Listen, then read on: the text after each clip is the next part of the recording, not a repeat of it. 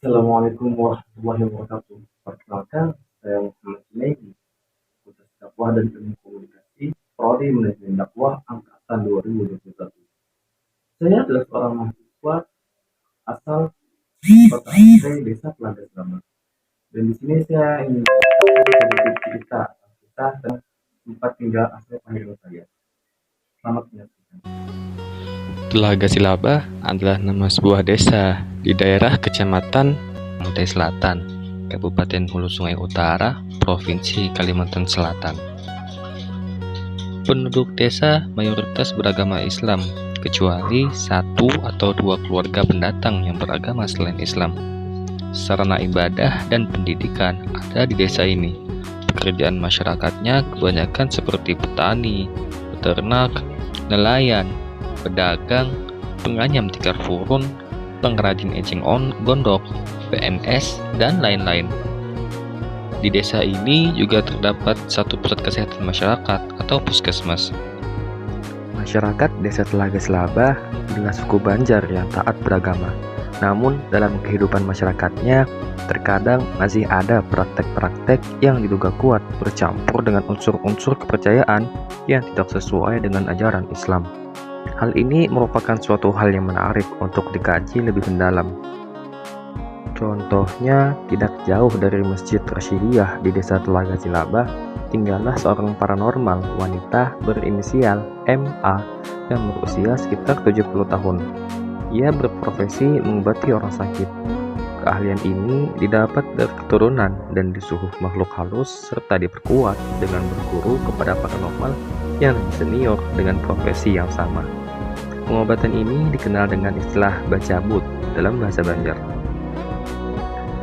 Sebelumnya saya ingin beritahu kalau desa Telaga Selaba yang saya ceritakan tadi adalah salah satu sejarah atau kejadian yang terjadi di masa lalu, yang orang-orang desa Telaga Selaba dulu mungkin memang kurang pengetahuan tentang agamanya.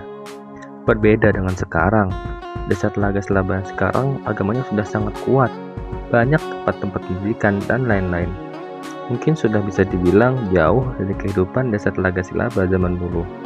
Kalau disangkutkan dengan ayat Al-Quran, mungkin termasuk ke dalam potongan surah Az-Zumar ayat 9 yang berbunyi Bismillahirrahmanirrahim.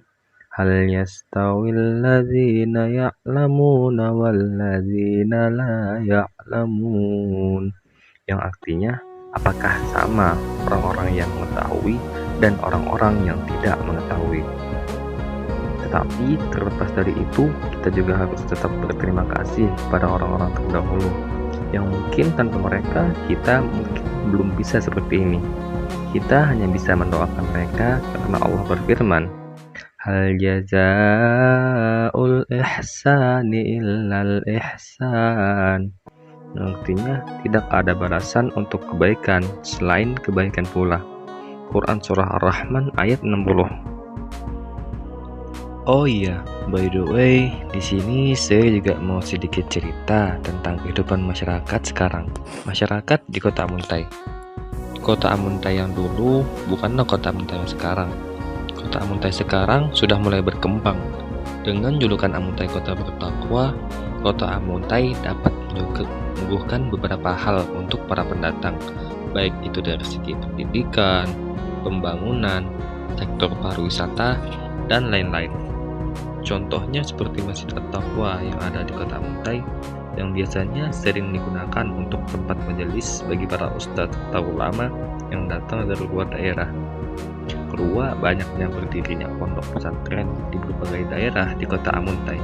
Bahkan ada satu pesantren tertua kedua di Kalimantan Selatan, yaitu Pondok Pesantren Rasyidiyah Khalidiyah Amuntai, yang sudah berumur 100 tahun pada 13 Oktober 2022 lalu. Di Kota Amuntai sangat jarang ada wisata alam seperti pegunungan, laut, dan lain-lain. Maka dari itu, masyarakatnya mencoba berpikir membuat kreativitas sendiri, seperti membuat tempat wisata di Taman Bunga yang ada di Tabur, Candi Agung di Sumeneb, Kapal Raja Baghdad di Sidingiti Kota, dan lain-lain. Mungkin cukup sekian sedikit cerita yang bisa saya sampaikan. Kalau kalian masih penasaran, silahkan ditanyakan. Karena ada istilah kalau bertanya seperti itu. Sekian Teguh yang makan telepon. Thank you everyone. Saya izin pamit undur diri. Wassalamualaikum warahmatullahi wabarakatuh.